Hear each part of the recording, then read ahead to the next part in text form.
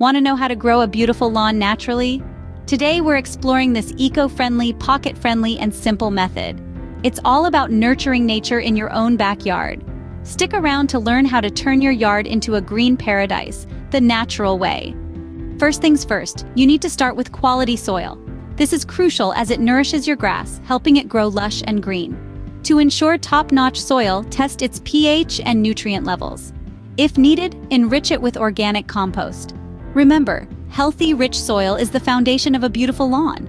Next, you have to choose the right type of grass for your lawn. Different grass varieties excel in diverse climates and soil types. For instance, Bermuda grass thrives in warm climates, while Kentucky bluegrass prefers cooler temperatures. Choosing the right grass type can make all the difference in your lawn's health and appearance. Now that you've chosen your grass, it's time to learn about watering. The ideal time is early morning, using just enough to moisten the soil. Beware though, overwatering can cause root rot and invite pests.